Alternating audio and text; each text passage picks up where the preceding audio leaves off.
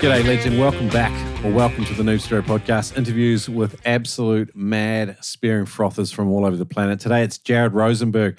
He is a gun veteran, strength and conditioning coach from WA. He's an absolute passionate spearo for sure as well. And today's episode is all about making the most of the spearfishing life, whether it does come down to physical conditioning or being a bit underdone, or it's just having the right attitude and mindset as you get out there. Jared's got some wisdom, and we go a little bit philosophical at the start of this, and I hope you enjoy some of the broader thoughts that some of us have about what spearfishing means to us and how we engage with it. So anyway, the COFS Blue Water Freediving Classic is coming up. It's on the 16th and 17th of March.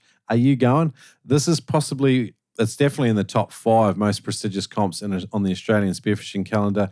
They get legends from all over the planet. It's set up 100% with sustainability in mind. Very clever comp, a very social comp, and a very cool one to go if it's your first ever comp. It's probably a great one to go and rub shoulders with some legends, but also some people that share similar values to you. In other news, the SpearReady program, which we're going to chat about in this episode, we're getting ready to launch it March 1st. I'd love some beta testers in there. If you want to be part of it, go to noobspearo.com/SpearReady. What is SpearReady? It is about making the most of your spearfishing trip, charter, or competition and actually arriving physically and mentally prepared. We're putting together a program that involves dry or pool training, strength and conditioning, nutrition, and everything else in between.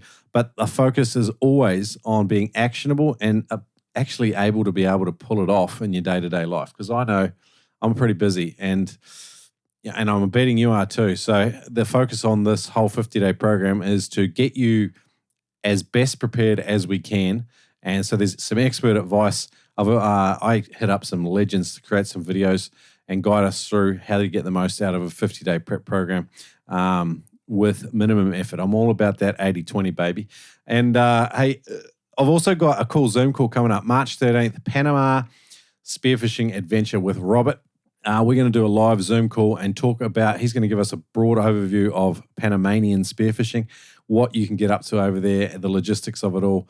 If you're interested, go to noobspearo.com/Panama. That's noobspearo.com/Panama. Hey, let's get into today's episode. Here we go. It is Jared Rosenberg.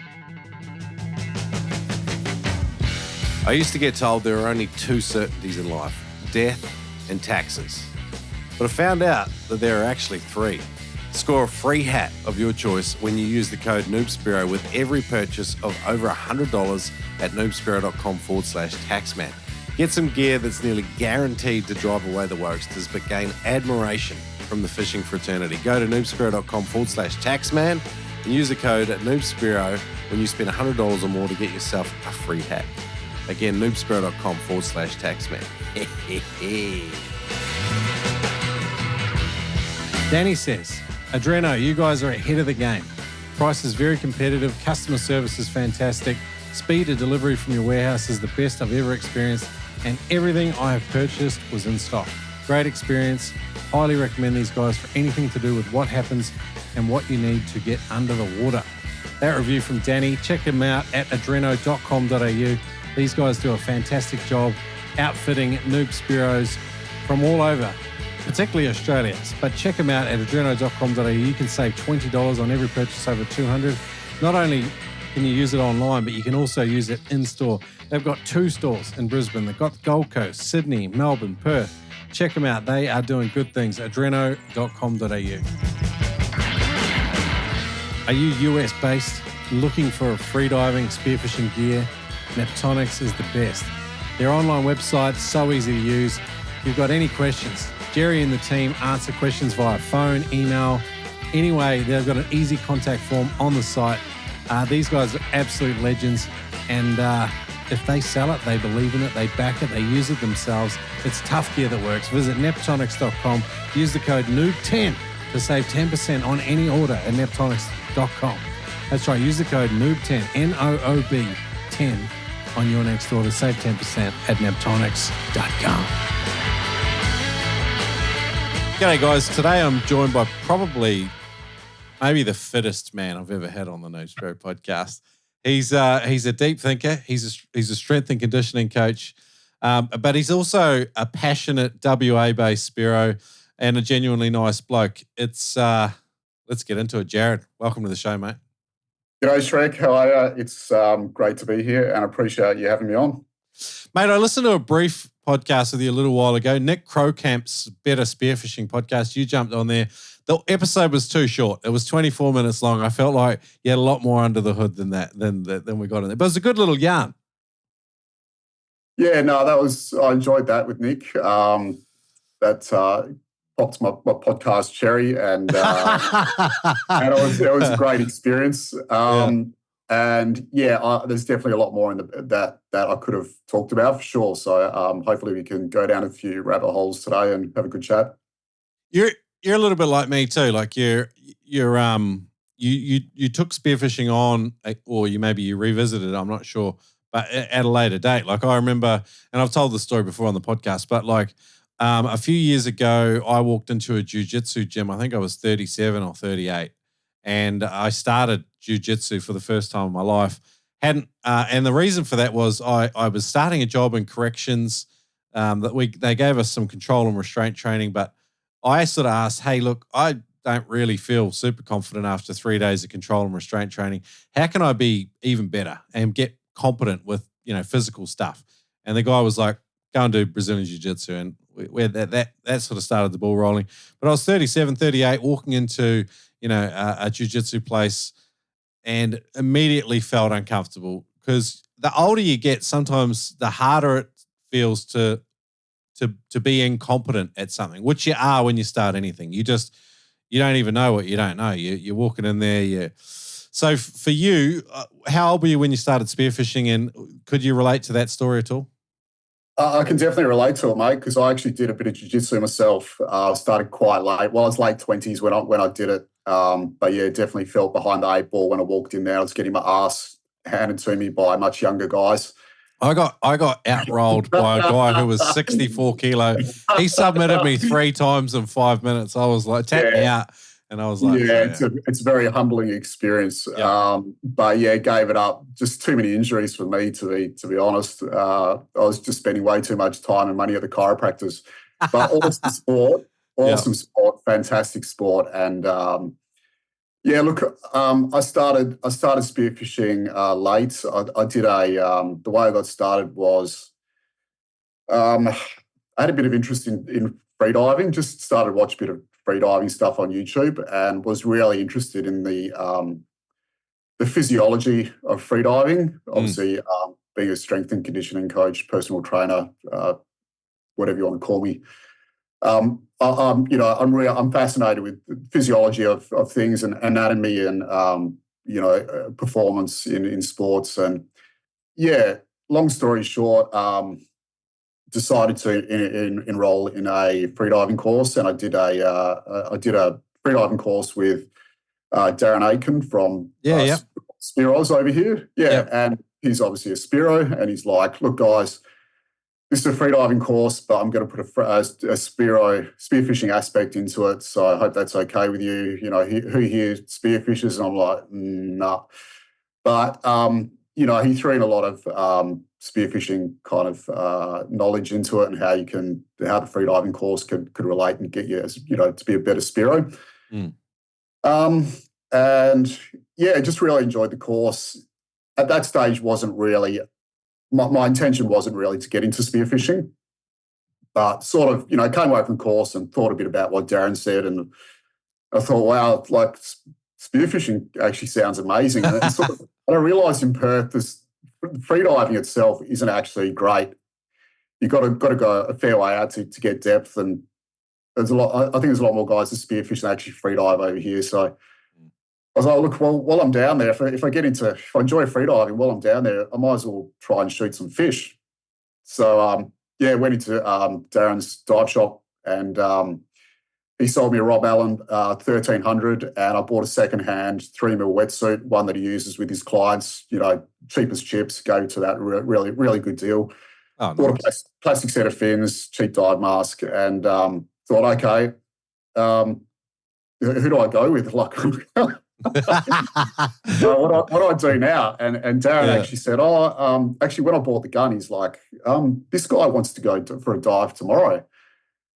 And he put me on to a South African guy, Ant, and he's like, why don't you contact this guy? So I just had my brand new 1300 Rob Allen. I was like, oh, yes, okay, I'm going to do this, So sent Ant a message. I said, look, Darren give me your details. He said, you're keen for a dive tomorrow. I'm a newbie. I've never dived, but I'm keen if I'll come out. And he's like, yeah, come out, be in my place at 5 a.m. or whatever. And I was like, okay, cool. And unfortunately, I had to cancel that first oh, no. You're one of those guys. Like an absolute prick. I hate being that guy, but my kid got sick that night. And I had a little baby at the time. And I had to send him a message like 4 a.m. or something. He said, I'm so sorry. And this is our first date, I just hate being that unreliable guy. Yeah. I just can't go, mate. My kid's sick and all this, been up the whole night. So, yeah, no worries. And I didn't hear from him for like probably another 6 months or something. And then I think he must have just couldn't find anyone else. He's like, I'll try that guy again, the unreliable guy. Yeah. He sent me a message. I'm like, yes, I can. And I was like, okay, you can't back out this time. And I ended up going out with him. And he's been my dive buddy ever since. Ah, sick. The bromance was born. It was. Yeah. Yep. Sometimes life just happens, eh? Like you do have to have a level of like, understanding for people when stuff happens, like cars break down and kids get sick. Like this is life, Yeah. I think with diving as well. Sorry, I think with diving as well. Like unless you're consistently going out with guys, in their teens or like 20s or early 20s with no family and kids and stuff, it's just part of it. And I think because like Ant understands that, he's a family guy, he's got kids as well, a bit older than mine now, but you've got to have that. You've got to have that understanding that shit happens. You're not always going to be 100% reliable. So, yeah. Yeah. The other thing is like sometimes with like younger single guys too, they literally think spearfishing is the most important thing in the whole world. And like I love spearfishing. I froth on spearfishing just as hard as everyone else. But I'll tell you something, like my kids and my wife come way before spearfishing. And even work takes priority over it because that's how I feed them. So I 100% get it. Anyway, so 6 months on, he trusts you. Walk me through your first day out with him. What did it look like? Has he got his own boat, obviously? Yeah, he's got his own boat. At the time, a little South African boat. I forget what they call them, like a tiny little... Like a sea ski? Yeah, it was. Yeah, that's right. And it was like, I wouldn't say it's tiny, but... Yeah, I get it. They're a wet deck. They're a wet deck boat. 5.5 metre, yeah, but just very shallow boat. Actually awesome for spearfishing. But I saw this boat when I rocked up to his house and I was just like, what? Are we going out on that thing? Didn't say anything, but I was like, oh, man, okay. Yeah. Got out there and, got all geared up and we're straight into sort of, probably sort of 10 to 20 metres of water. Yeah. And I think I'd done one or two dives before that. But just in like kind of 10 metres, pretty shallow stuff. Yeah, straight out to sort of deeper stuff. I'm pretty sure that first time the viz wasn't very good either, maybe sort of 7 or 8 metres. Anyways, we're gearing up and he's like, about 5 Ks out or so on sort of 3 Mile Reef and he goes, good luck. And I was like, yeah, mate. Good luck. And just watched him slip over the side. And he's going to listen to this. He doesn't know any of this stuff, how I felt. But I was just like, shit, like I'm so far out of my comfort zone right now. So I was like, okay. Jumped over the side and couldn't see the bottom. I'm like swimming around, don't know where Ant is. I'm like, I don't know, like what the F am I doing out here? Like, what am I doing? I've got no idea. I can't even see the bottom. And I was like, okay, all right, just try and dive down to where you can, do your surface intervals that you learn in your free dive course, be smart, don't be stupid, dive safe. Do what you can. If you can reach the bottom, cool. Even if you can see it, just do something, So I dived down to where I could, had a look for what I could see, which wasn't much.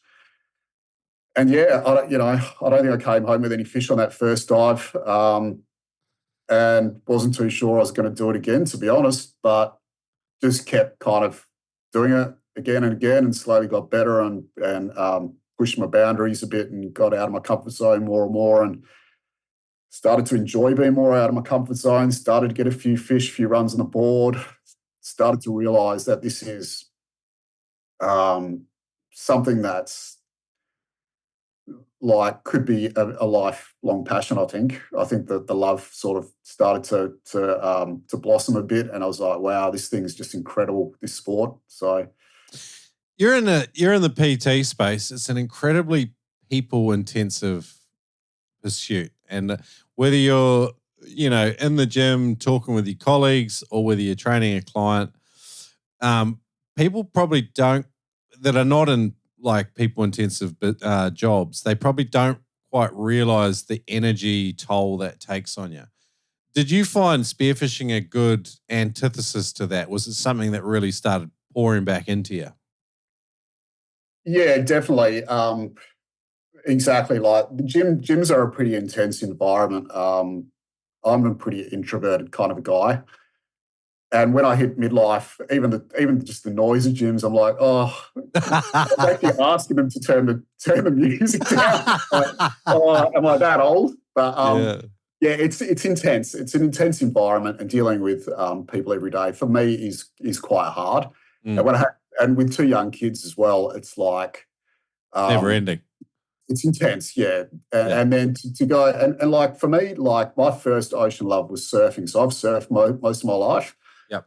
But I got to a point where I'd go for a surf, and like even just being out there with other guys was doing my head in. I was just like, oh, just leave me alone. And then when guys are like paddling and competing for waves, I was like, this is like even that become too intense. And that's always been my release. And then like for me, diving was just like there's no one paddling for the same wave even. Like I can be who I want to be, and I don't need to compete with like some guy to get a wave, and I don't need to listen to a client tell me their life story and Yeah. No, I get it.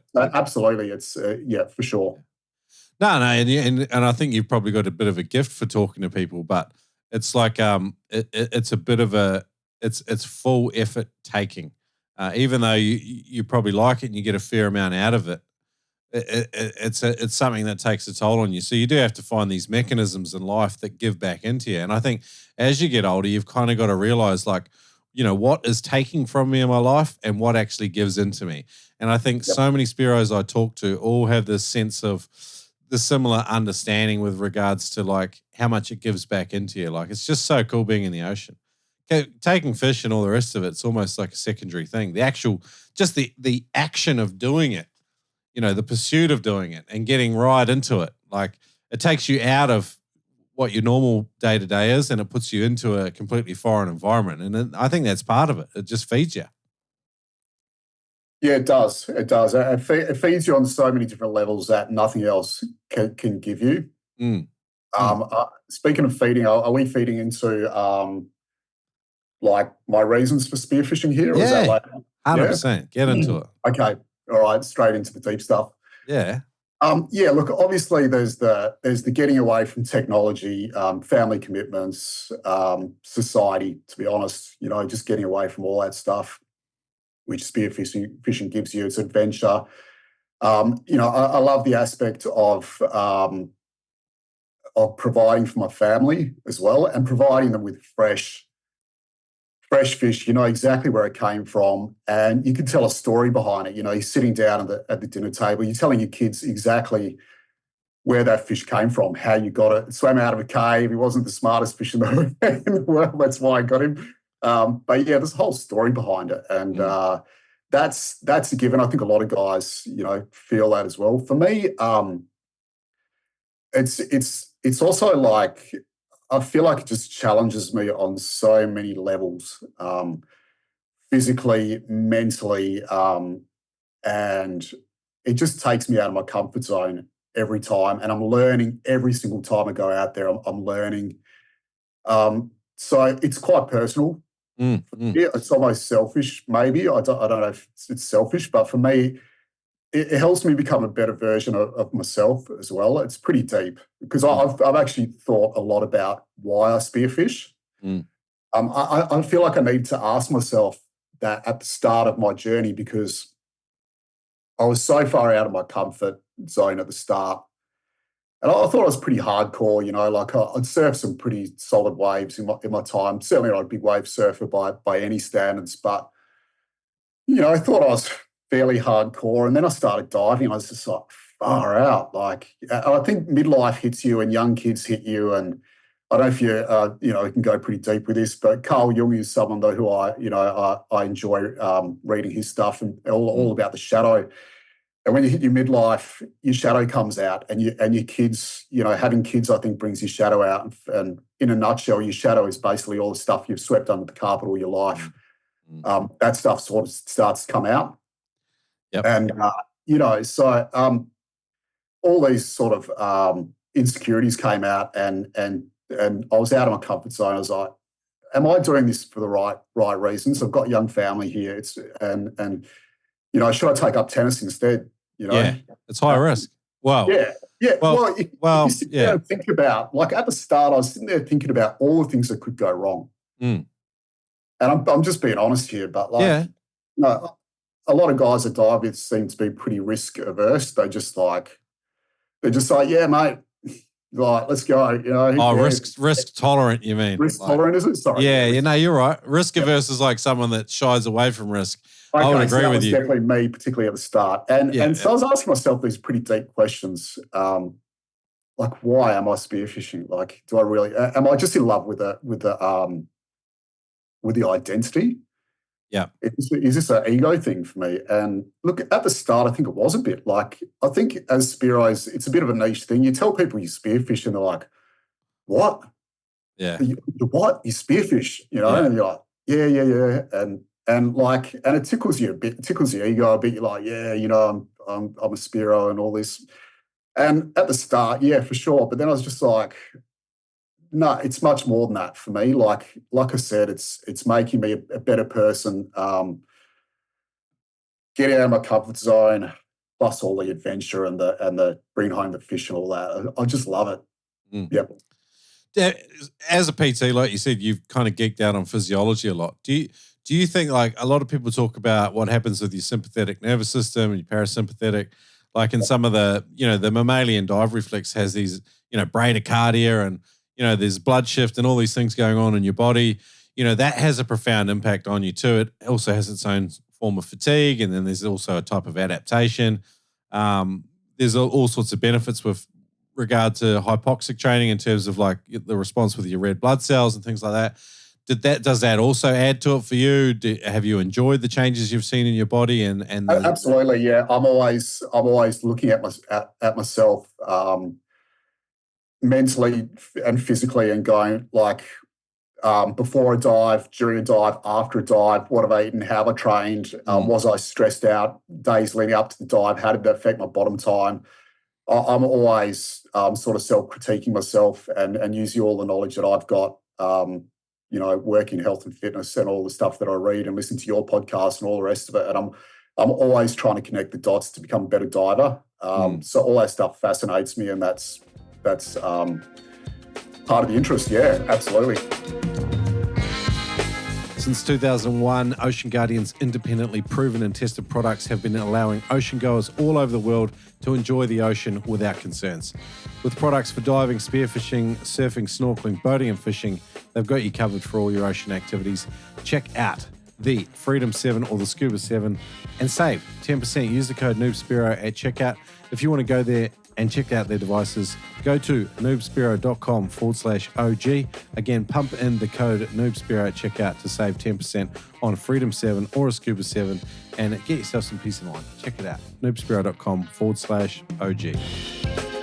Sometimes with weather and commitments, it's a long time between drinks in your spearfishing journey. If you want a dry training program that can keep you in some kind of shape for spearfishing, Check out Ted Hardy's 28-day freediving transformation at noobspearo.com/Ted. That's noobspearo.com/Ted. Now, the 28-day freediving transformation is just a practical, dry training plan that Ted Hardy will walk you through, and it will help you get results even if you can't get wet at the moment. Check it out at noobspearo.com/Ted. Are you in the market for a new spear gun?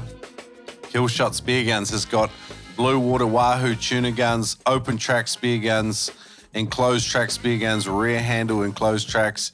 Check them out at killshotspearguns.com.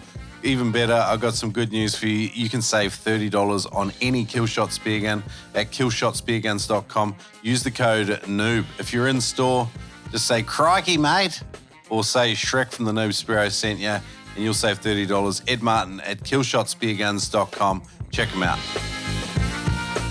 With regards to just reconnecting with what we were talking about earlier, like you and Ant jumped off the boat and he was like, "Good luck," and then he headed off and kind of left you there. He still does it, by the way. And look, a lot of guys are still like that, and I'm not here to sit on my pedestal and judge people. I wanted to talk about that because so we've tied in this passion, right? We want to get away from people and our everyday lives and turn stuff off. And the reality is sometimes when you're buddied up with people, it's another form of work.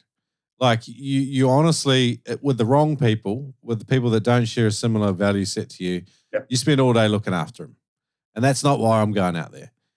But so what generally happens is people just go and solo dive to get away from that. You go that way, I go this way, sweet. I still think that there's a third way, right? Which is pretty much like you be super chill with yourself, like give yourself permission to dive. Yep. But then you also apply that same level of compassion to yourself to the person that you're diving with. So you'd never rush them. You don't snake them and steal their fish. You don't make them feel like it's a competition.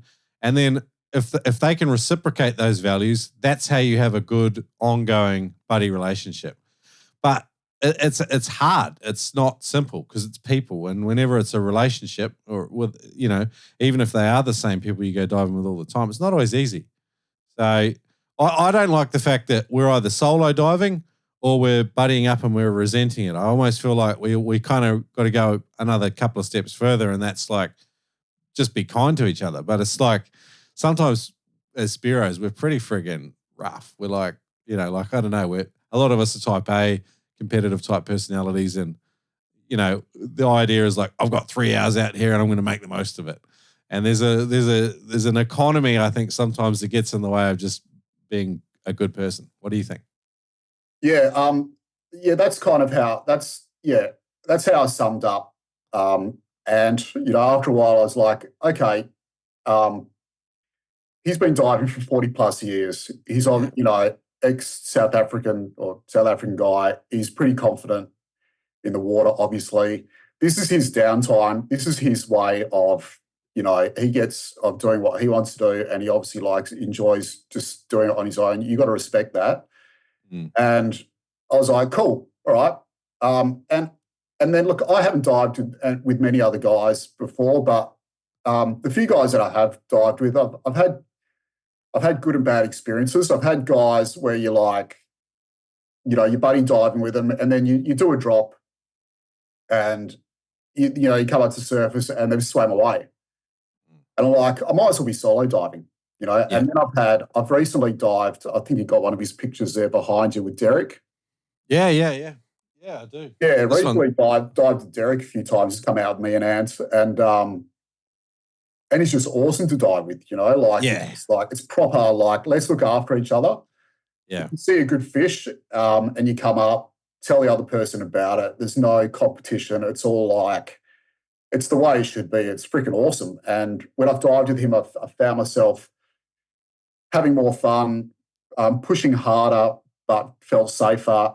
And I spend so much time on my own anyways, that when I go out and dive, it's nice to have a good dive buddy. It's almost like a social occasion. Yeah. I'm not the guy who's out at the pub, the TAB. I don't hang out with friends outside of diving very much. So for me, it is my social thing as well. So if I have a good dive buddy, it's even better.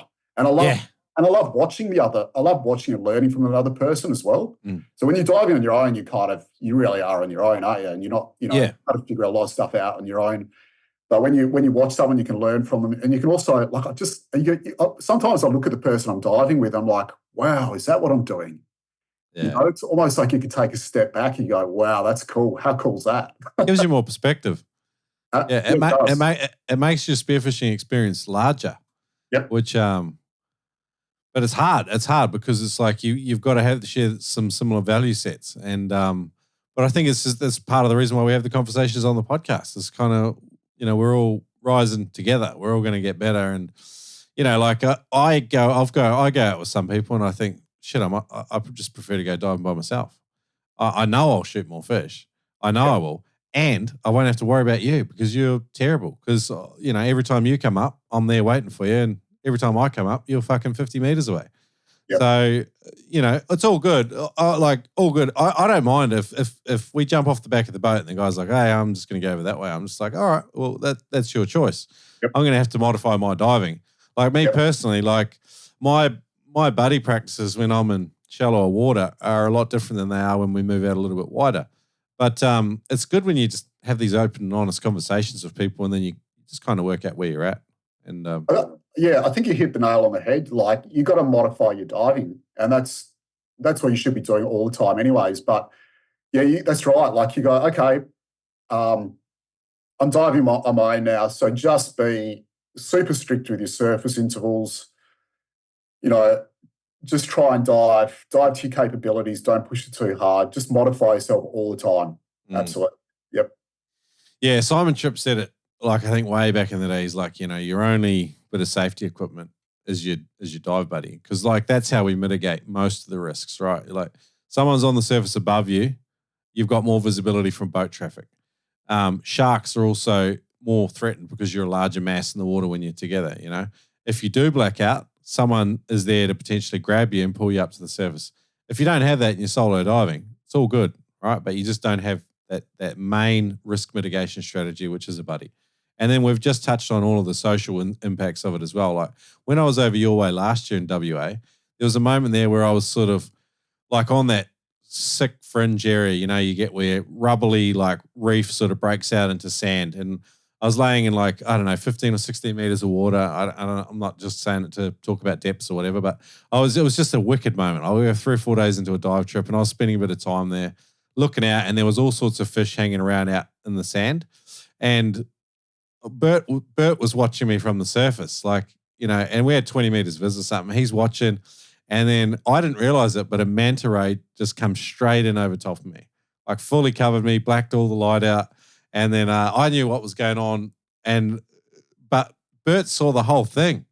I didn't have a GoPro on. That's not on a YouTube channel. Like, it was just something that happened that him and I got to share in, And he was like, we were both buzzing about it. It had nothing to do with spearfishing, just a wicked encounter with an animal in the water. And those are the other things that you get when you buddy up together. You get to share this experience together, which although it's rewarding and gratifying by yourself, sometimes it's more with another person, So.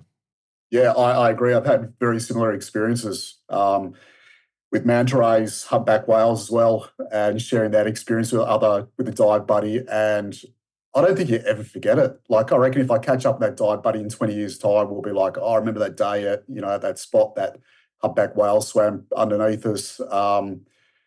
It's incredible. Yeah, I think it is. I think it's more special when you get to you share it with somebody else. It sounds a bit fluffy. I don't know, but no, that's all good. Let's go infinitely practical though. So you're jumping off this boat. You're in depth that's extremely uncomfortable for you. Like, visibility's not great. I'm sure that is a similar scenario each and every time you were jumping in when you started. Walk me through some of your skill acquisition. Like, how did you start becoming more comfortable with an uncomfortable scenario? I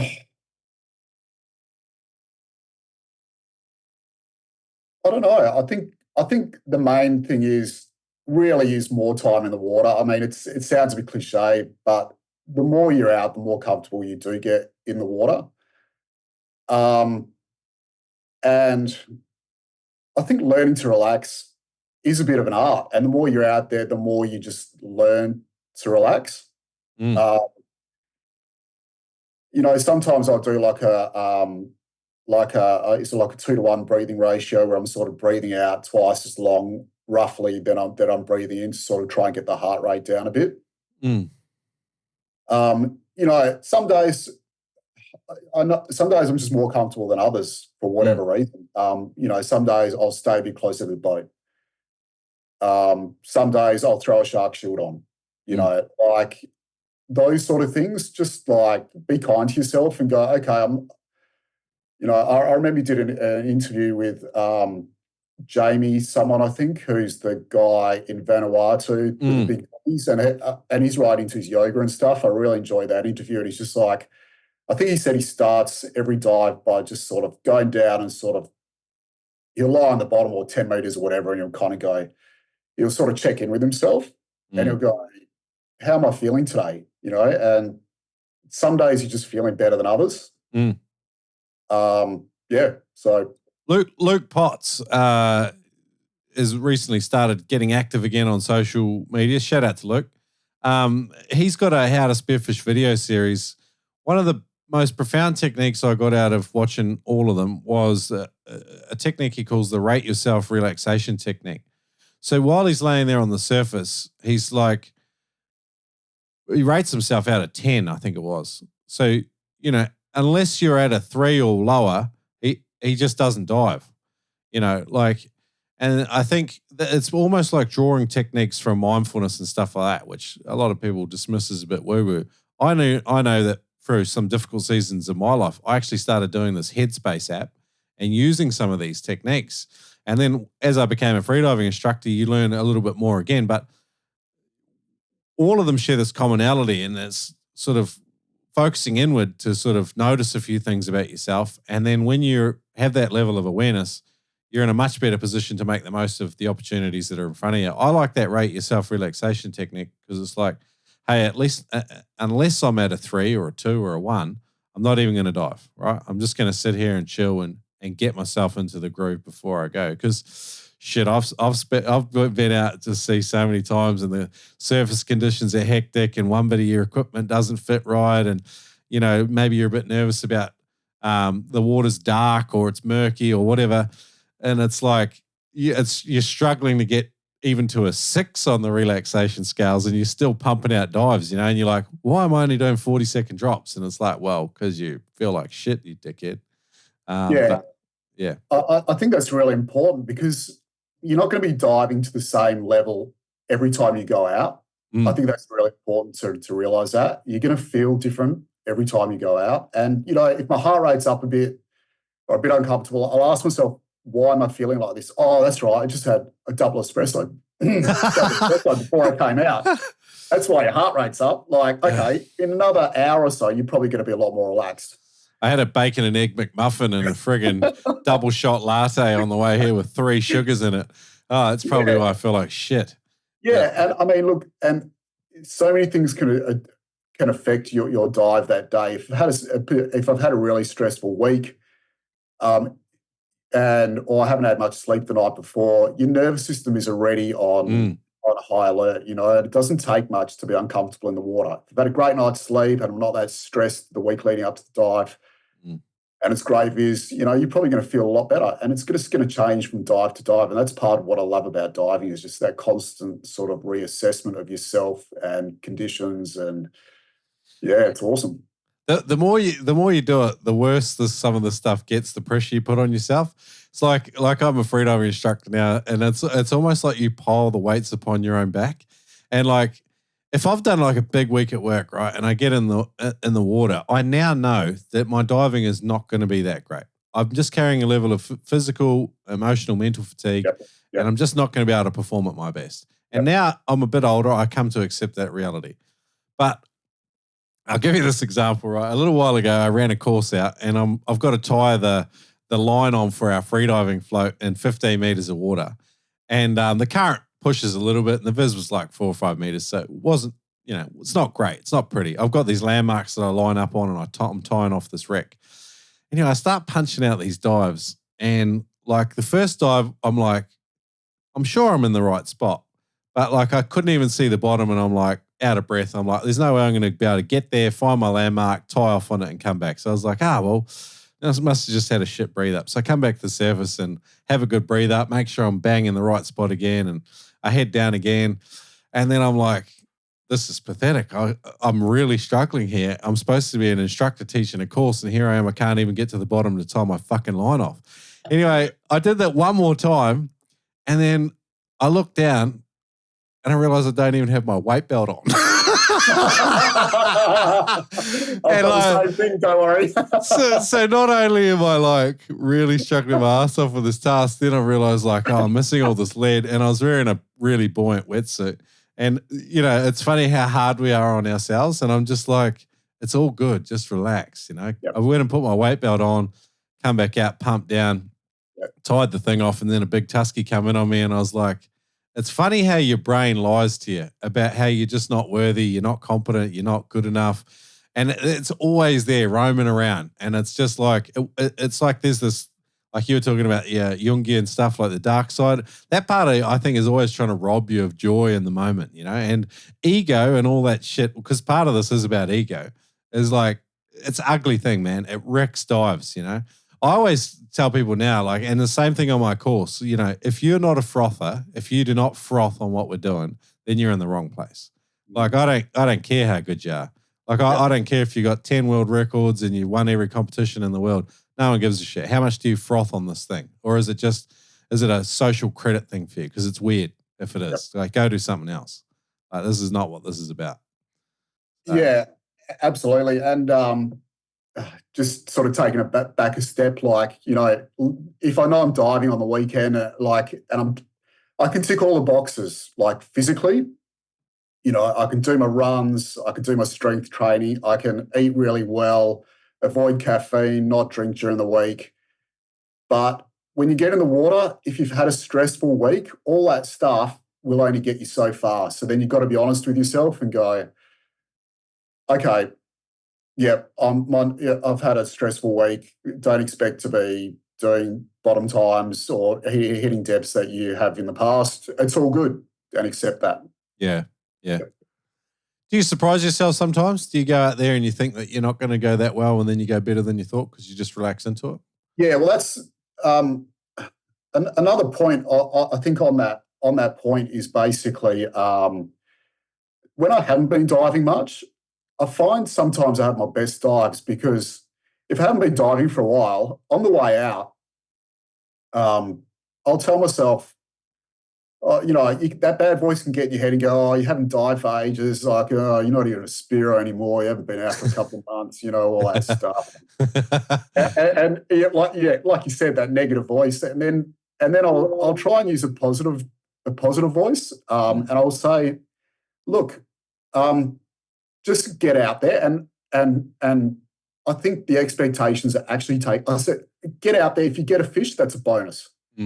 And then I actually drop my expectations.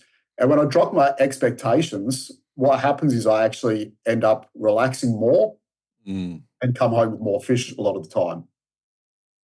We had a PT at work the other day doing a bit of stuff with us, and he was talking about his 7th point of his presentation was about perfectionism and how it kills us. And it sort of reminded what you were just saying then reminded me of that. I think perfectionism it can be a real killer, eh? Yeah, for sure. Yep. Right. So you've been spearing a while now. How long have you been at it, Jared? So I'm 47 now. I think I first got out when I was 39, 40. So righto. 7, 8 years. Yeah. Nice. Okay. So what species do you love to hunt over there? Like when I went over there, I was like asking around, and obviously like I really wanted a Baldchin Groper. That they're not particularly like hard to hunt, but they're just an iconic WA species. You guys have got the ranking cod up there, and you've got the dew fish as well. Like there's just WA is a special place. Like, what do you like to hunt there? Anything I can hit that tastes good, really. Look, yeah, like dewies and baldies are kind of the main fish that we get around Perth. Obviously, like diving up north, you get a lot more species, but most of my diving is around Perth, and If I come home with a nice Dewey, I'm very happy. Baldchin Gropers is probably the fish that I shoot the most of. And look, when I first started, I couldn't hit one to save myself. I was like, why can't I shoot one of these? And now I find them pretty easy to shoot. And what I figured out about them was, if I could get to the bottom, look down at the reef, don't look at them for like 10 seconds or so. This is assuming you've seen one at the surface or on the way down, whatever. Yeah. But you know one's around, just don't show any interest. And sort of 9 times out of 10, when you look up, they're either the same distance that they were or they've come in closer and you get a good shot off on them. So love hitting baldies because I'm pretty successful at hunting them now. Yeah, nice. Yeah, love a good Dewey. Well, just circling back to your baldies, I think is a really good scenario you pointed out there and something that a lot of people overlook. So, okay, so if the viz is good enough from the surface, often you'll spot a baldy from the surface. Is it the chin that you're looking for? Is it silhouette? Is it color? What from visually from the surface? What's the kind of from the surface? There's a certain way that baldies swim that you'll recognize after a while. Yep. It's hard to describe. It's like they don't use their tail much. It's all the fluttery, fluttery pectoral fins. The pectoral fins. Yep. Okay. All right. When you're on their level, a big one, you can see the big chin, and you're like, oh yeah, that's a nice baldy. But from on top, it's more the way they move in the water. Okay, nice.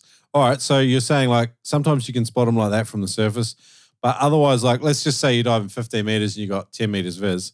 Are you sort of like dropping down, and then as you're getting enough visibility of the situation, do you sort of look up and have a look and then determine where you're going to touch down on the bottom in relation to the fish?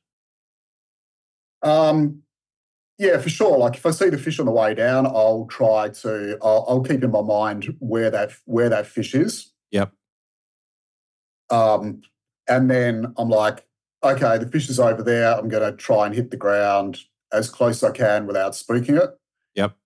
And then I'll do my kind of look down, just put my head down, show no interest. Yep.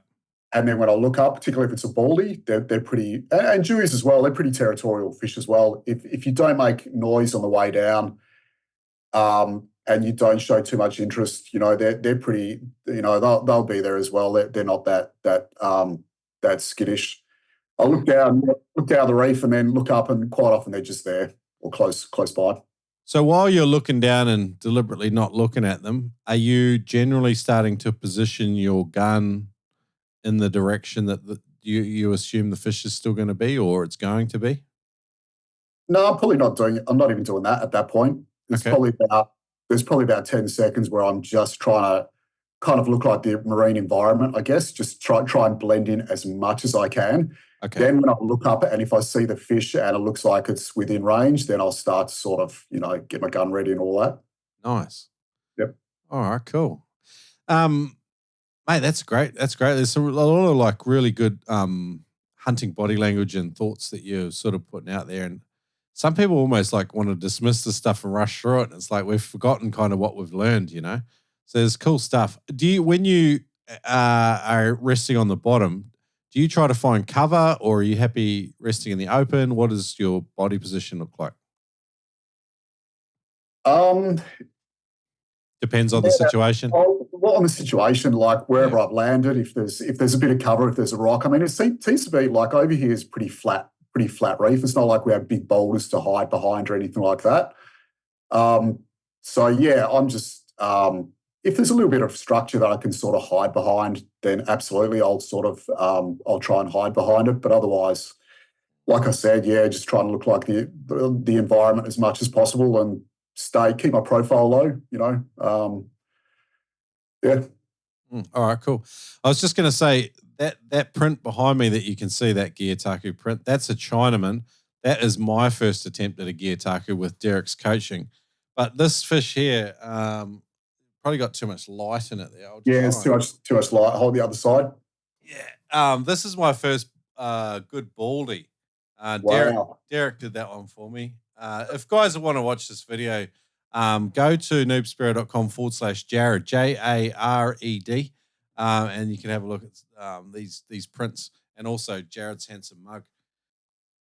But yeah, like he's a mad dude, Derek, and they are a special fish. You guys have got an amazing coastline, amazing species over there. Yeah, I'd like to get up north a lot more. Hopefully in the future there'll be a lot more up north trips for the pelagics. Obviously a lot more mackies up there and stuff. But yeah, we're blessed with a pretty amazing coastline. I remember sort of coming in on the boat the other day, and the water just looked incredible. Like, had a great dive, got a nice dewy on the boat, and I said to Ant, I was like, "Look at this water! Like, we could be in the Caribbean or like the Seychelles or Mauritius or something. Like it's just beautiful." Yeah.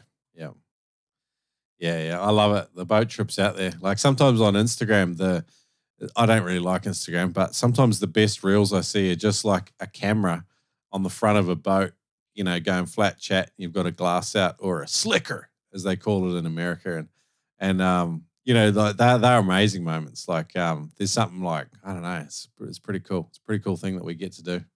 Yeah, it is. You're right, and it's like not many people get to see this. A lot of people in Perth get to sit on the beach, or maybe go for a swim at the beach and look out and go, "Wow, look at that water! It's nice." But that moment heading back on the boat, you just go, "Wow, this is like not many people really get to experience." I mean, there's a lot of line fishermen out there, I guess, that get to experience, but it's the whole experience. Like, I've been for a dive, I've got a nice fish here. Now we're on the boat, look at this water, and yeah, it's pretty special. I love that feeling underwater when you pull the trigger and you know exactly where that shaft is going. You want something dependable. You want to put that fish that you've been chasing for a lifetime in the boat, in the cooler, in the esky, in the chili bin, if you're in New Zealand. Why do we call all these things different names? Anyway, today's show sponsor, KillshotSpearguns.com, make awesome wooden timber spear guns, a fantastic shooting platform. If you've ever shot a big timber gun, you know the reliability that you get from these things. He mostly makes enclosed track spear guns. Visit him at KillshotSpearguns.com. Use the code NOOB to save $30 on any Killshot spear gun. If your buddy had a blackout on your next spearfishing trip, think, what would the outcome of that be? Do you know how to revive someone from a blackout? Would you even be in a position to do something about it? Or would you be diving, chasing after a fish as your buddy sinks down to the bottom of the ocean? Do you know where most blackouts happen? Do you know what you can do to minimize your risk of having a blackout? My name is Ted Hardy, and I'm the founder of freedivingsafety.com. In my free online course, you will learn the truth about shallow water blackout, the myth of, I don't push myself, I know my limits, I'm in tune with my body, how to minimize your risk of having a blackout, and most importantly, how to save your buddy's life if they have one. Visit freedivingsafety.com to sign up for your free course today. Dive safe out there. It's just not even that hard. Ocean Guardian is the world's leading shark deterrent technology. And the great news is they're now partners with the Noob Spearo podcast. You can save 10% on the Freedom 7 or Scuba 7 when you shop at Ocean Guardian. Use the code Noob Spearo at checkout to save 10%. If you want to go there easy, super easy, go to noobspearo.com/OG. Short for Ocean Guardian. Pretty original, eh? Pump in the code Noob Spearo and you'll save 10% on your Shark Shield device. Get into it, get amongst it. Ocean Guardian are doing awesome things for Spearos. Toughest situation or scariest situation out in the water? What's something that maybe scared the crap out of you, or walk us through it and kind of what your takeaways were, if you have any memorable ones. Looked up at one point on this one dive, and half the back of the boat was under the water. And I thought, I hadn't been diving for that long at this point, and I was like, oh wow, this doesn't look good. Pretty sure the back of the boat's not meant to be under the water. And like, okay, made a beeline for the boat. My buddy was still diving, and I didn't know where he was. There's his boat. I was like, wow, okay, what do I do here? So I just started got a bucket and just started getting as much water out as I could and trying to look out for my buddy and see where he was so I could sort of call out for him and get his attention. Yeah, did that for probably 10, 15 minutes and luckily he came back to the boat. Didn't really have to explain what was going on. He could see his boat was sinking. So that was pretty scary at the time. What happened there? Did the bilge fail? No, he didn't put the bung in. Oh, okay. All right. And it was pretty easily solved. We pulled up anchor, got the boat going, and as we drove along, the water just drained out. Yeah. But yeah, like for 10, 15 minutes, I was like, okay, at what period do I think about calling emergency services? Yeah, how does it work? Should I use my iPhone? Maybe I should have done a boating safety course by now. Where are the flares? All this stuff sort of going through your head. Mate, all of that strength and conditioning must have come in handy with just throwing buckets of water over while it continued to come in through the bunghole. Yeah, it was good. Good bit of a workout that day for sure. Yep. A lot of guys talk about having 2 bilge pumps in the back of boats now, and I'm not 100% on it, but I'm pretty sure you can set up one so once the sensor gets covered, it automatically starts pumping it out. But you'd burn it out pretty quick if you got no bungs in the back of a boat. So yeah, it's the no bung thing is like pretty common. Yeah. At least it wasn't my fault. I was pretty relieved about that. When all was said and done, the water's out the boat. We had a bit of a laugh about it, and at least it wasn't me that didn't put the bung in. So yeah, no, it's all good. All good. Yeah, sick. Any takeaways from that? Do you now take a bit more responsibility making sure the boat's seaworthy? I do actually, yeah. I'll check the bung before the boat goes in the water. I'll always try and remember to check the bung before the boat goes in the water. Yep. So. I think one thing a lot of people do is we're happy to give all the responsibility to the skipper for the boat. But it's like, a good crew person or a good boatie that's coming out, they're double checking some stuff. They're asking you where, the flares and life jackets are if the, marine safety come around. You know how the radio works, where the EPIRB is, where the bungs are, where the bilge pump control is. Like, if you know all this stuff, you're of far more utility to the skipper. You're an extra pair of observant eyes, and you're helpful. I think that's a big thing. Yeah, I think you should really take some of that responsibility on board yourself. When you go out on someone else's boat, obviously the skipper does have, a lot of responsibility, but, you should make it your responsibility to know how to get the boat in gear, how to turn on. If there's any little things with the boat you need to keep in mind, like switch. Ask the questions. Don't be afraid to ask the questions. You might feel like a bit of a goose, but at the end of the day, if it saves a boat or lives and all that, then it's worth it. You should definitely worth asking the questions. Yep. Love it. Oh, good. Well, Jared, you and I have been chatting backwards and forwards a little bit. You developed a program a little while ago. You've got a website. It's up there, earthandoceanfit.com.au. This is the home of you've got online training programs. You had it for surfing. Have you still got that one going? No, I don't. No. Okay. But Earth and Ocean Fit is .com.au is if you want to connect with Jared and you're in the Perth metro area, looking for a legendary Spearo trainer, it's probably a good place to go. But you have spent a long time thinking about intentional strength and conditioning training for spearfishing. Would that be fair to say?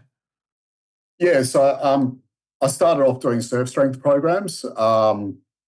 I wanted to get online programs to sell and start off with my first passion, which was surfing. And after a while, I realized I had this surf strength program up and running, and I was hardly surfing anymore. I was actually doing a lot more diving.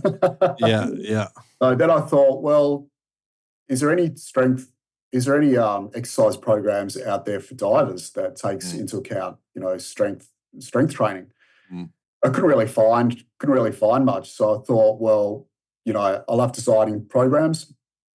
I love designing specifically exercise programs that are functional exercise programs.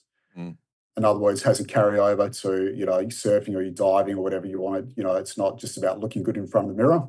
Yeah. So I was like, I'm going to use my expertise to design a program for Spearos, because I kind of feel like it's the missing link. Like everyone talks about pool training, your dry training, cardio, and getting out there and diving as much as possible, and all those things are fantastic. But I've dived a lot of guys who are really they might be dive fit, but quite let's just say body composition's not great. Yeah, I can relate. And really big guys out of shape, and it doesn't matter how good your breath hold is if you're getting injured, if your back's stuffed or your shoulder's stuffed. A lot of that stuff is preventable by doing the right type of strength training and the right type of stretching and mobility work. So I thought, well, that's my thing, So, functional exercise, stretching and mobility work, sport-specific program design. Why not put it into a program for Spearos? I love it. You're exactly the kind of trainer that I would get for myself.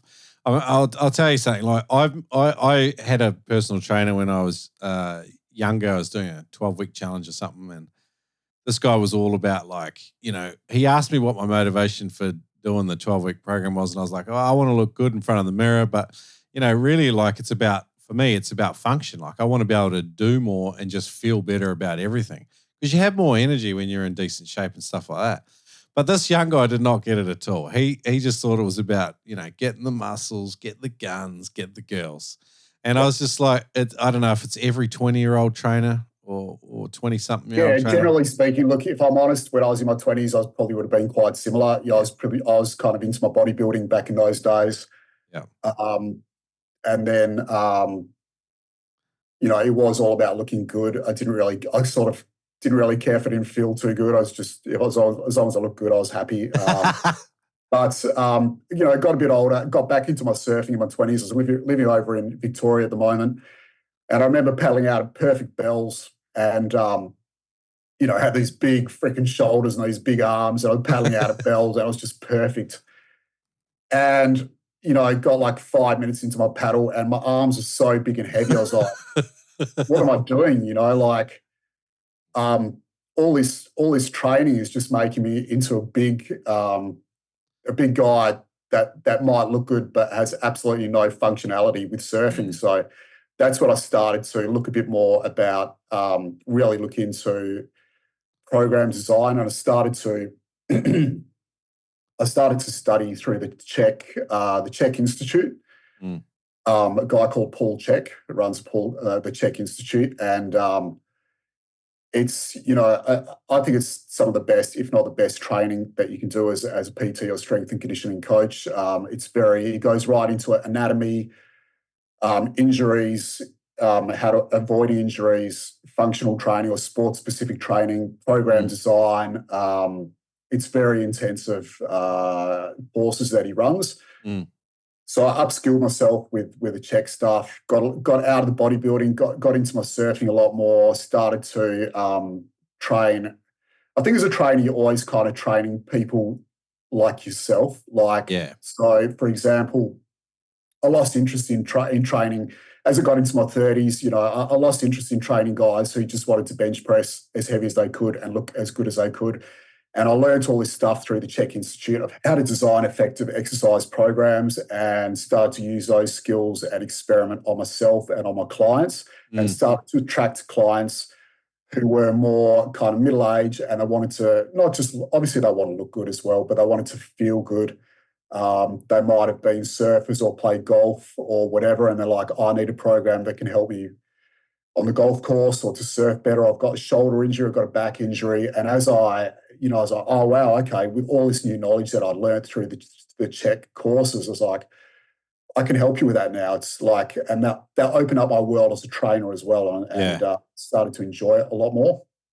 I think, when in the PT space, you don't meet a lot of trainers that have had longevity in the industry. And I think 20, 30 years doing something, you've reinvented yourself, and your mindsets around training must have changed and developed as well. And that's evident when I chat with you. Like, your motivations for it are a lot different than the trainers that I was exposed to when I was that age.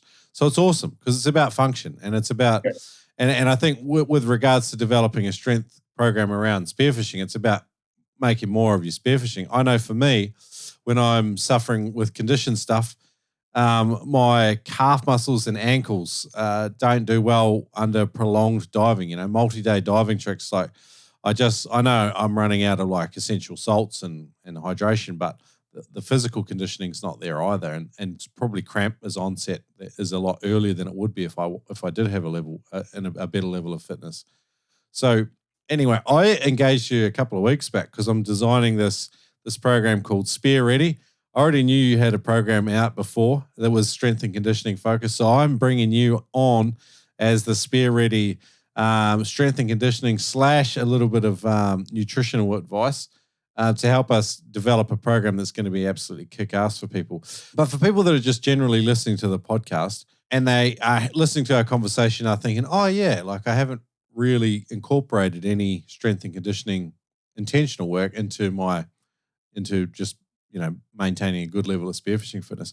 Talk us through like some practical actionable stuff and maybe the potential benefits if they did. Okay, yeah. So doing the right type of exercises and stretching and mobility exercises is crucial if you're training, whether it's golf or surfing or tennis or spearfishing. Knowing why you're doing an exercise. So nearly 20 years being in gyms, I've seen people monkey see, monkey do, and they're literally, this is the latest exercise at the moment. So every second person in the gym is doing that exercise. And if I was to walk up to a lot of them and say, why are you doing this exercise? They wouldn't have a clue. They're just following people and they're just kind of, oh, it looks cool and that guy looks good over there, so that's why I'm doing the exercise. So what we want to do when we're training for spearfishing is, and this is what I did, I had to ask myself when I was designing the program, why am I putting this exercise into the program? Is it going to help my spearfishing or is it going to negatively affect my spearfishing? Because a lot of the wrong exercises will actually negatively affect your spearfishing.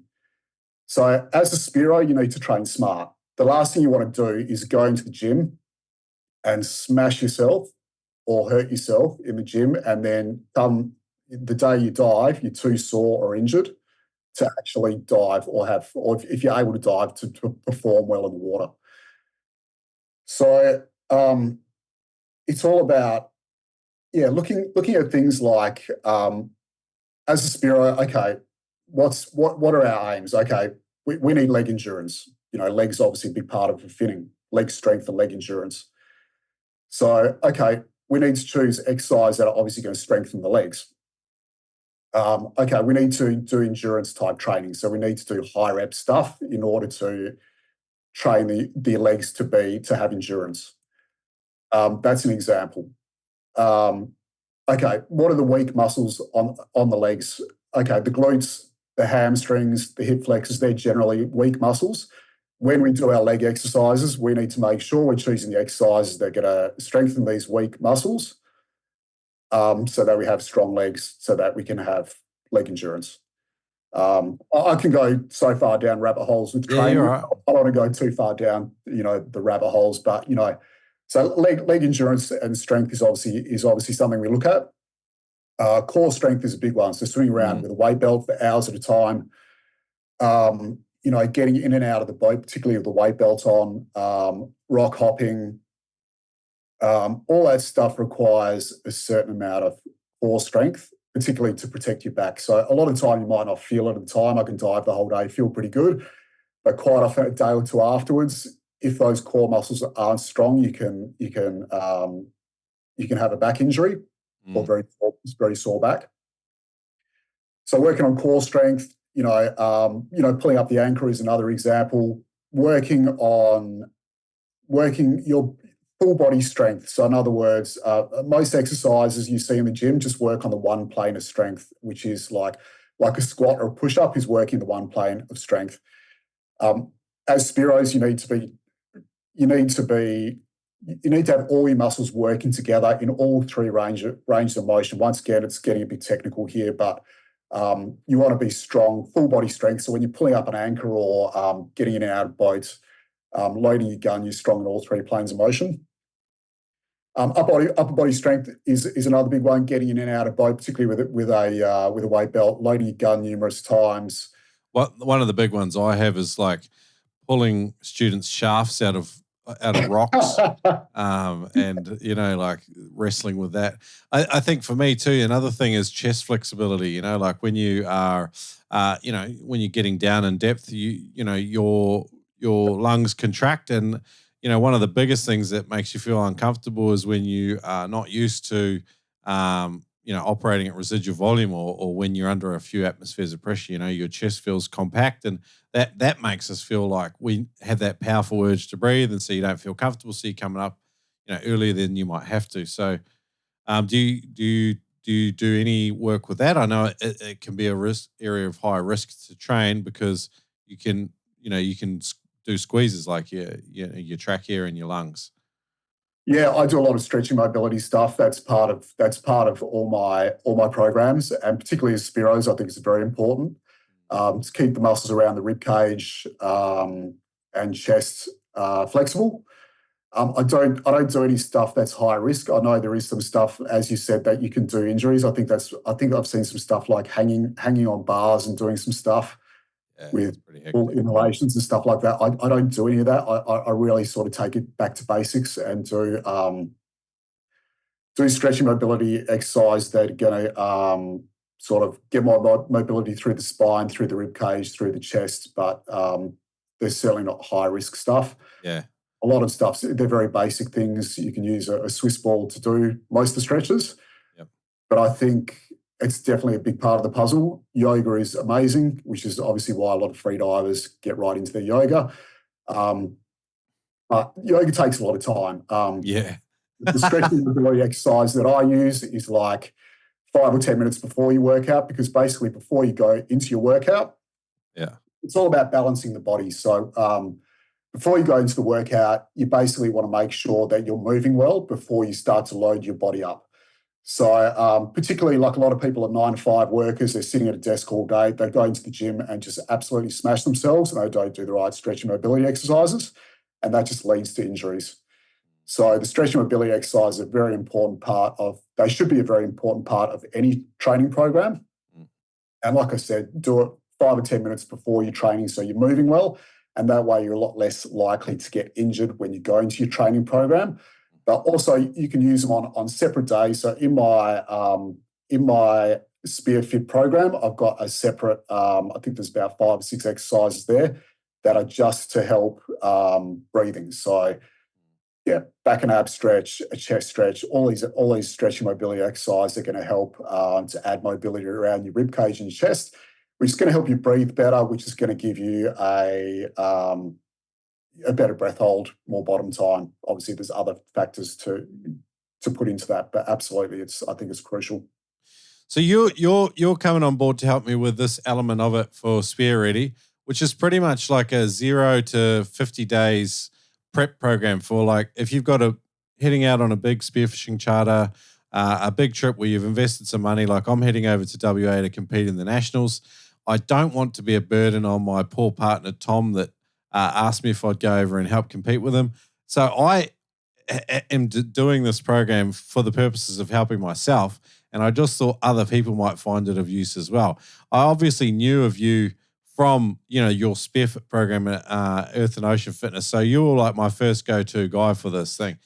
Like, one of the things I think when you're designing a program is, like, we were chatting before we jumped on, and it's like time, energy, opportunity costs. Like, we get older, we get busier, and part of the reason we're arriving on these spearfishing charters underdone is because we've just been flat out building social credit up with our wives and families so that we can go and do these things. So haven't had any time to do any preparation.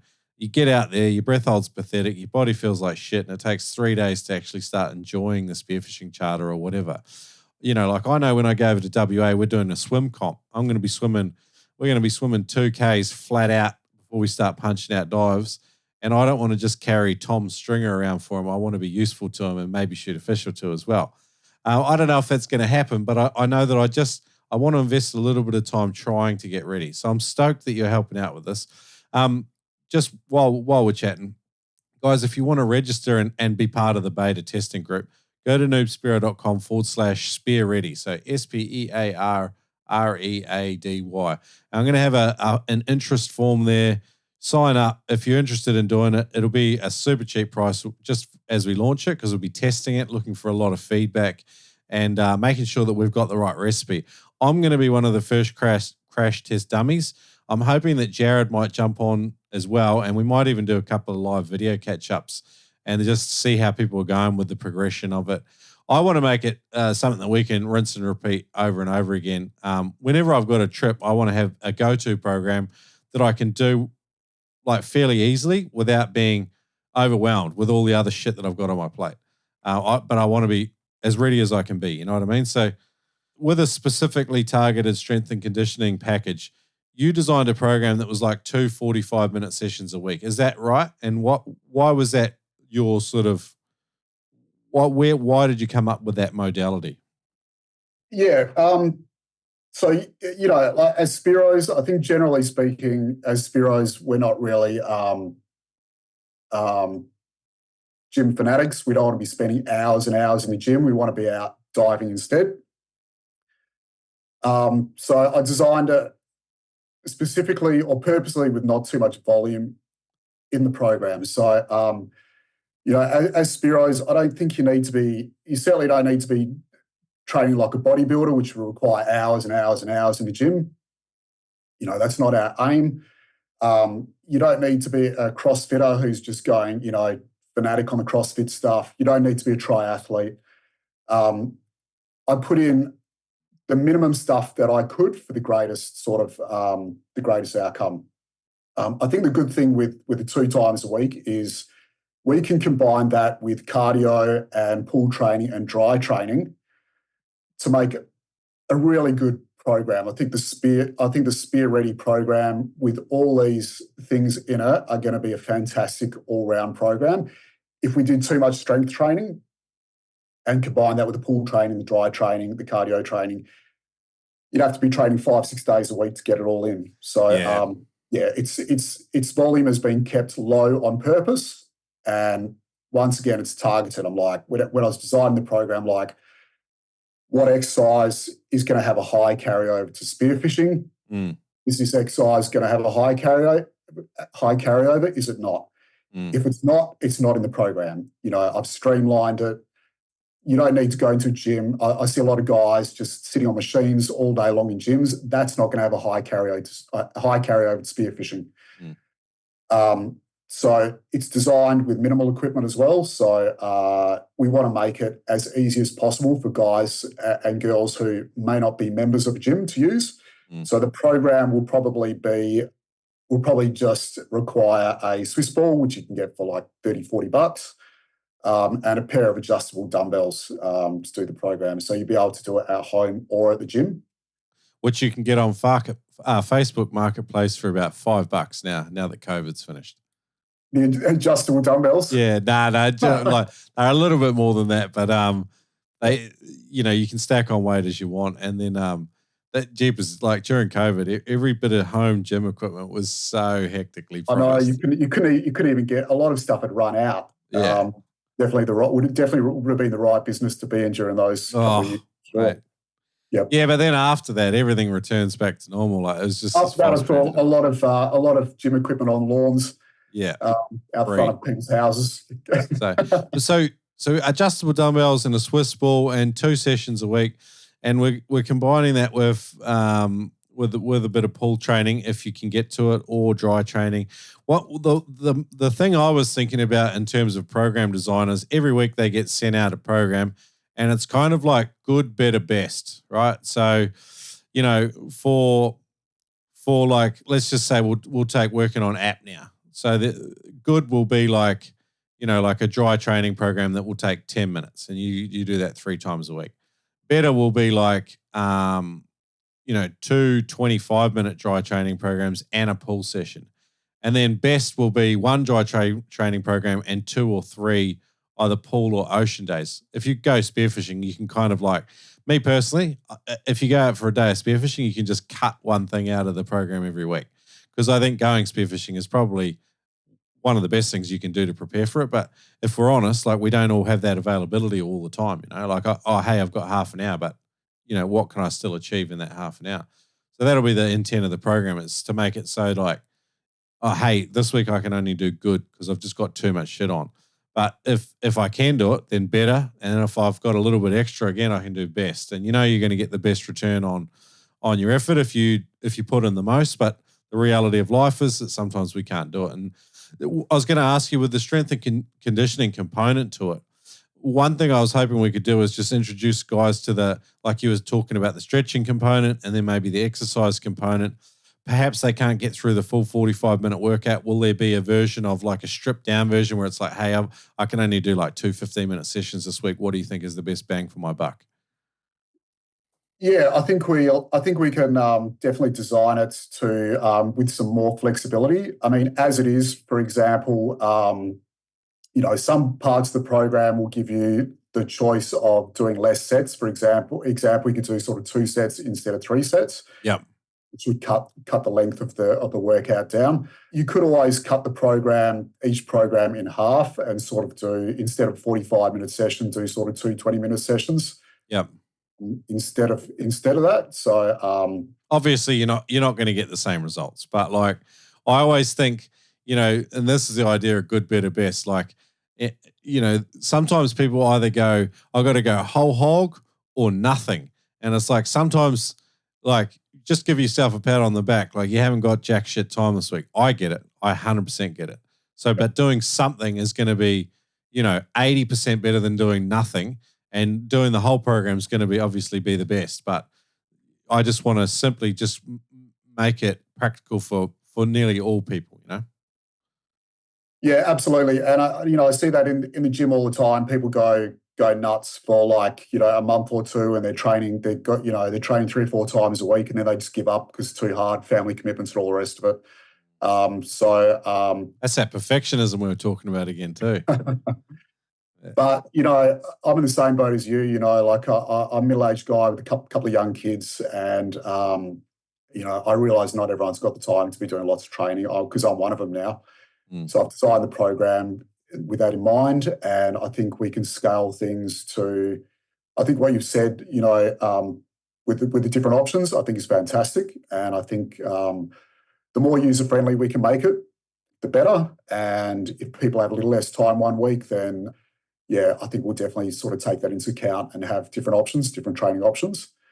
But at the end of the day, like, it's accountability as well, like if you get to the end of the program and you've trained once a week, or you've missed 2 weeks of the program, you've also got to be accountable and don't go, oh, that program didn't work for me. That was rubbish. Go, okay, be honest with yourself. I trained once, I missed 2 weeks, and I trained once the week before, and all the rest of it. But I drank 48 beers on Saturday, and I've heard it all before, smoked mate. 2 cigars. I've been in the industry 20 years. I've heard all the excuses. Yeah. So yeah. I think, again, like going back to being an older, wiser trainer, I think too, like you start to recognize some of the psychology behind motivation, self-discipline, self-will, and then kind of being realistic and avoiding that perfectionism. And like, I think you've got all of that in spades. If I was living in the Perth area and I was wanting a trainer, I'd come and train with you for sure.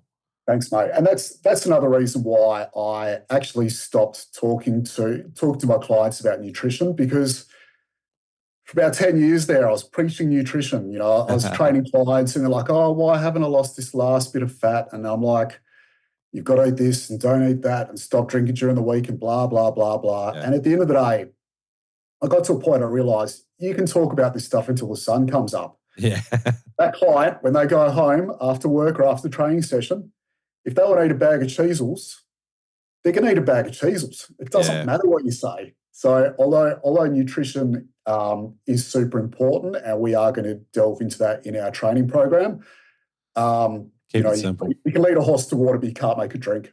Yep. Yeah, I think keeping it simple too. Like I noticed, like I lost 7 or 8 kilos in the last sort of, 4 or 5 months, and I wasn't intentionally doing it. I simply wanted to get healthier. My joints are starting to feel like shit, and I blame sugar. I listened to a real good podcast on Andrew Huberman with the sugar guy, and I was just like, right, it's gone. it's gone. I still have one sugar in my coffee. I just can't get away from it. I will exchange it for a sweetener every now and then, but that stuff's shit too. Like it's real bad for your gut microbiome, as you know all the stuff. But all I've pretty much done is cut out liquid calories. So I don't drink soft drink, and I've been largely off the booze. Largely, like I still occasionally, but and that's made a massive difference. Just getting rid of sugar and liquid calories, and then that's pretty much all I've done. I try to add more green and more color to my plate, and I still like eating heaps. But just that and trying to train regularly, and that's been enough to just. Mate, it's an area that's just so overcomplicated, and I'm not a diet guy. The diets obviously don't work. See people put on weight, lose it, put on weight, lose it. I like to keep it simple. I'm a simple guy. Keep it simple, stupid. Cut out the processed carbohydrates. I try not to drink during the week. Intermittent fasting. I know it's a bit of a fad at the moment, but I find it really works well. I try to eat before 10:30, and I'll try to stop eating at 6:30. Okay. Saying that, on the weekend, if I go to a party or go out, whatever, like I'm not going to beat myself up if I'm eating at 8:30 that night or if I have a few drinks. But like I said, we're not training to be triathletes or bodybuilding competitions or CrossFit competitions. If that's your thing, don't get me wrong, it's awesome. But spearfishing, we really want to just keep it simple and just try to avoid certain foods. Try to eat a little bit less if you're overeating. If you're not moving, get out and move. Get out and do the strength training program, do the pool training. Just get off the couch and Awesome. Guys, if you are interested in doing this program, and I really want a bunch of frothers in there, I want people that are going to help Jared and I continue to make this program better and better, because version 1 is going to probably look a lot different than version 6, and it's going to be reflected by a super bargain basement price. So if you're after a Noob Spearo actionable bargain, sign up. Go to noobspearo.com/SpearReady and just fill out the forms pretty quick, some fast questions, and then you can jump on the beta program and test the hell out of this thing. Let us know what you think is good, what we need to maybe add more of, what we could do with less of. But the way it's going to get good is by your feedback. And like Jared and I were talking about time limits, and my personal time limit for it was 50 days, and that's largely because I can get this thing ready to go 50 days before I head over to go on the WA Spearfishing Nationals with Tom.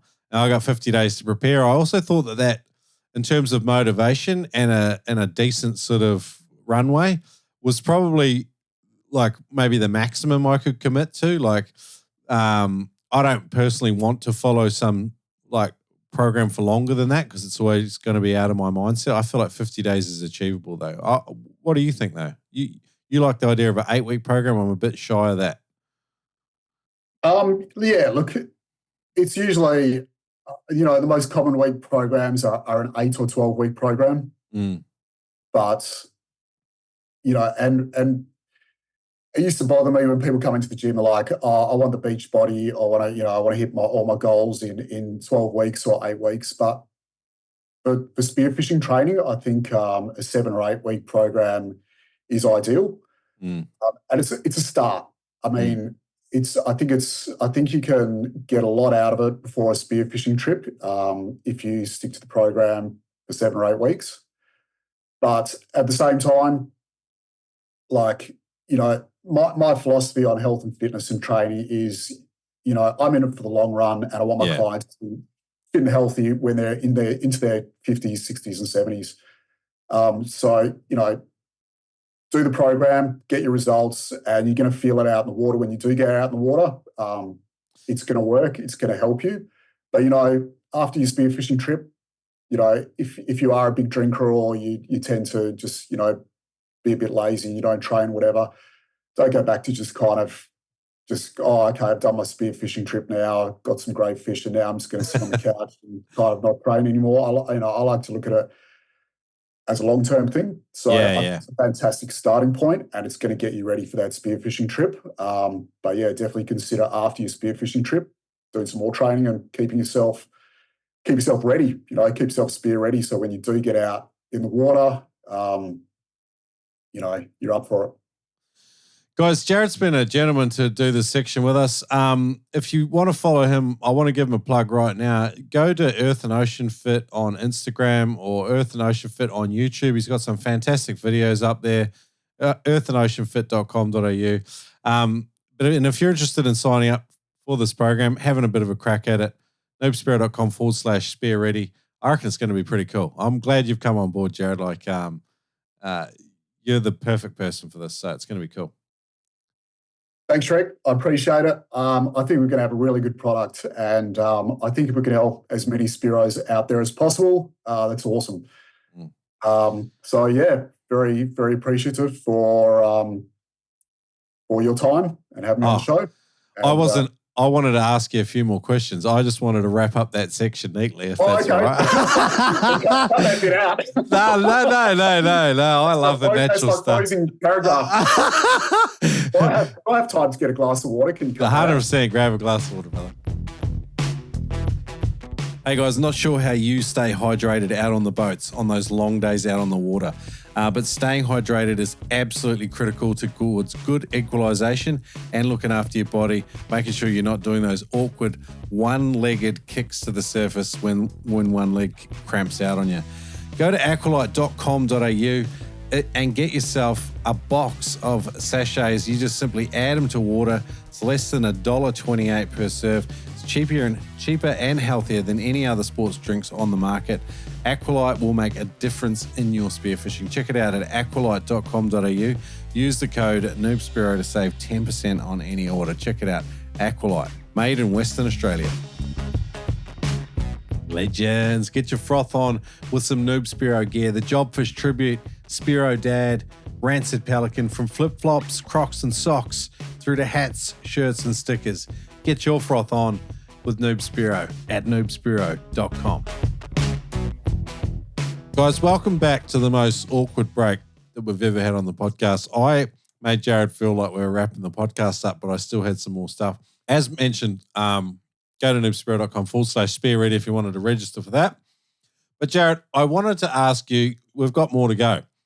You seem like you like to have fun, and you sound like you've got some wild dive buddies. I'd love to hear about one of your funniest times out on the boat. I was trying to think of that, and no awkward poo stories. No, sorry, mate. What? I don't know. How can you be discreet with code Browns out wide? I don't know. Well, I think we're just too civilized. Maybe the crew I'm diving with are just too civilized, and maybe I'm a bit too serious out there because I mean, we have laughs. Don't get me wrong, but there's no one moment that I can really think of that was, super funny. I'm sorry to disappoint. Do you take music out with you? Do you take like a sound box or anything out? No, but we've started to play a little bit of radio on the boat just recently.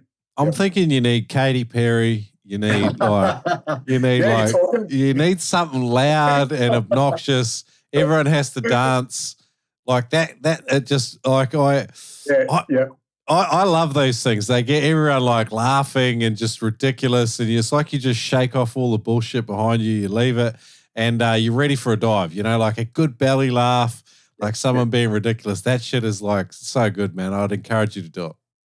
I think you're right. Yeah. Look, there's the banter. There's always the banter. Like if someone misses a fish or whatever, and you try and pay out on them in a respectful kind of a way, or know them really well before you pay out on them too much. So there's a lot of banter going on. But I cross that line. Maybe try Katy Perry on the way out. Do it, brother. Do it. All right, we got 2 quick sessions to go. What's in your dive bag? So you started off with a 1.3 Rob Allen. What are you using now? Yeah, still got the 1300, but I haven't used it in quite some time. That's my spare gun. Particularly at the moment, there's Mackies around, so that's coming out on the boat with me tomorrow.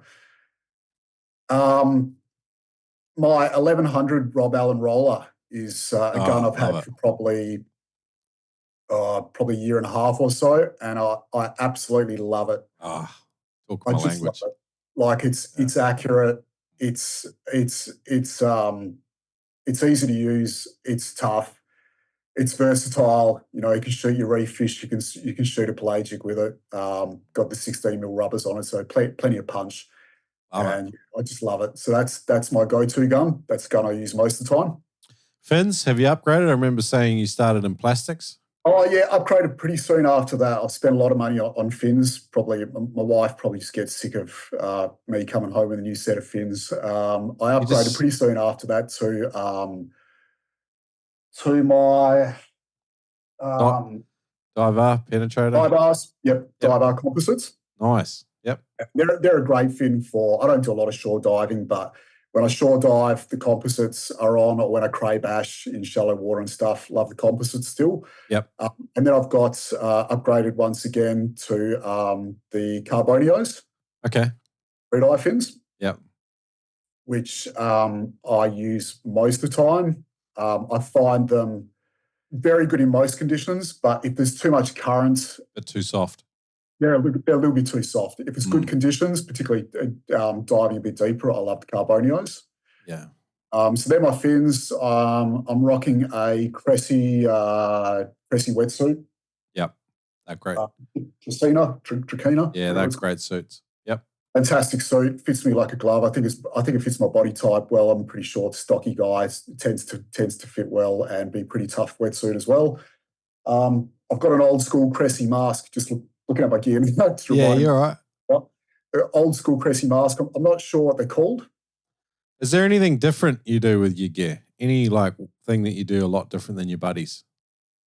Well, it's not necessarily different, but I'll give a recommendation for this mask that I've got, even though I can't remember the name of it. I'll show it to you in a minute. But it suits a narrow face. I've got quite a narrow face. Okay. And I've found most dive masks are actually too wide for my face. They leak.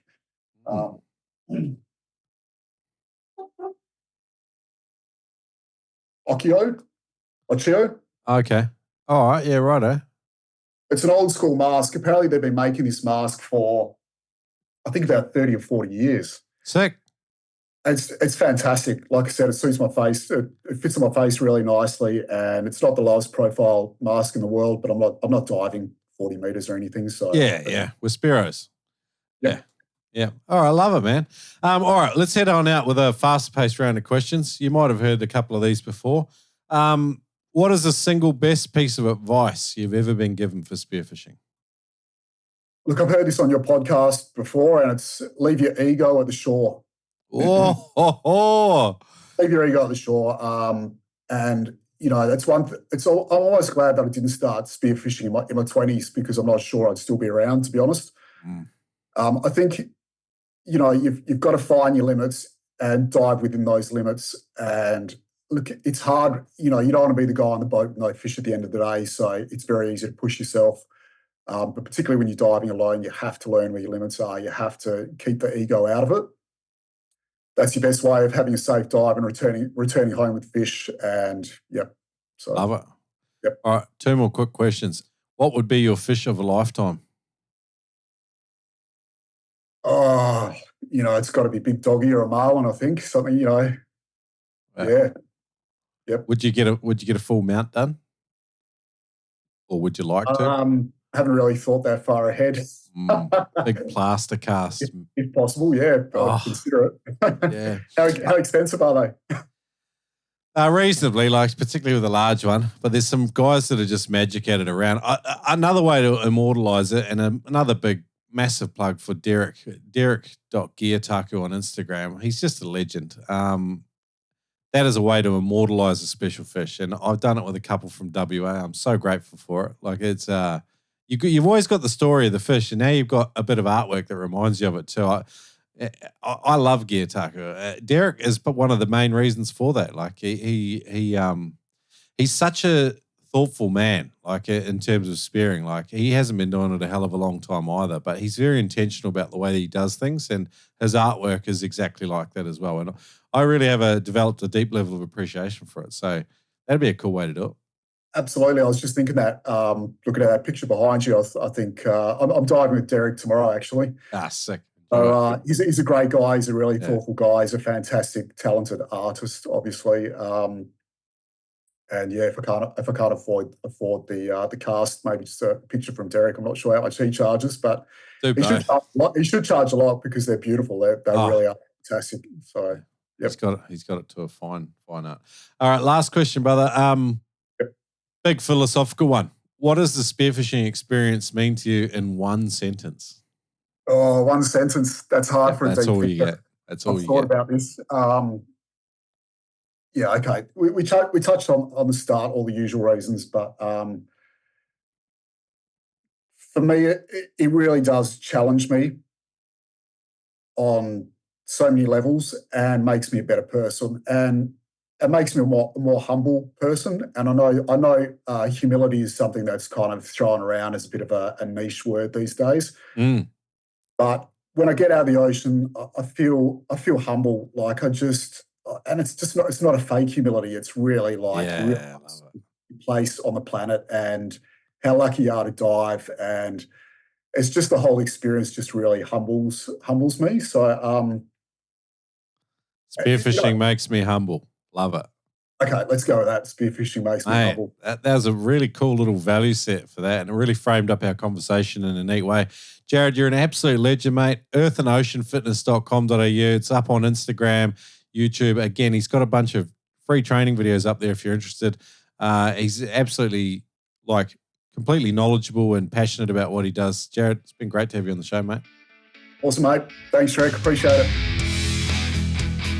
Hey guys, I hope you enjoyed some of the more philosophical elements of our conversation today with Jared. Some big thoughts that went into it, and an absolute legend. You could tell how passionate he is about what he's doing. He took it on later in life, and I think sometimes it gives you a real appreciation for what you're doing, and that's evident in everything. He's a proper frother. So awesome, Jared, mate. Thanks for coming on the show. I've got a whole bunch of wicked episodes coming up in 2024. I've already recorded a whole bunch, and I'm excited about what we're getting up to. Obviously, we talked about the SpearReady program. I'd encourage you to check it out and register if you want to help us test it. Go to noobspearo.com/SpearReady and register for this 50-day program, which is designed to get you ready for the trip of a lifetime. So I've arrived underdone before, and it's not great.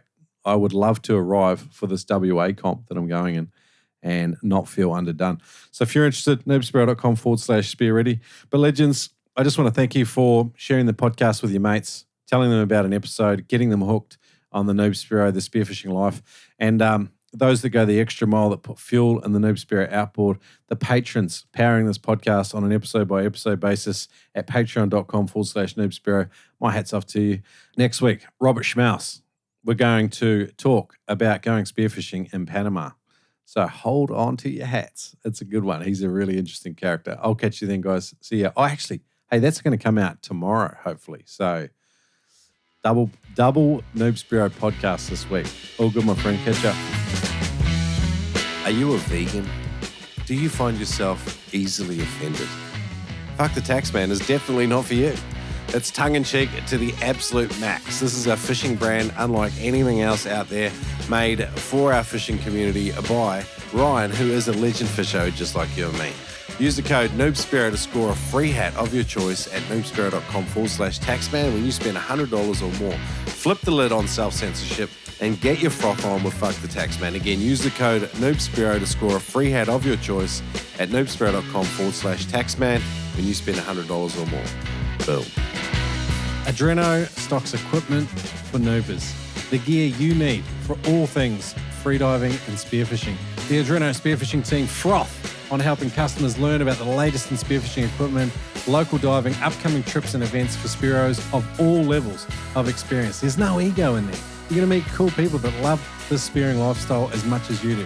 Visit them in store in one of their huge mega stores around Australia. Chat to one of their friendly team members. Take advantage of the Noob Spearo discount code. Save $20 on every purchase over $200 in store, online, easy savings. Pump in the code Noob Spearo for shopping online or in store. Mention it to one of their friendly team members and save $20 over $200. That's right. Use the code Noob Spearo in store. Shop with Adreno, our partner for more than 200 episodes. Buying gear online can be tricky. You ask yourself the same questions. Will it arrive on time? Is it actually what I want? How much is the shipping going to cost? Great news, the name you can trust is Neptonics.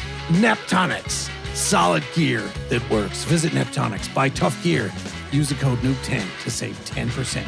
That's right, use the code NOOB10, N-O-O-B 10, to save 10% on your order at neptonics.com.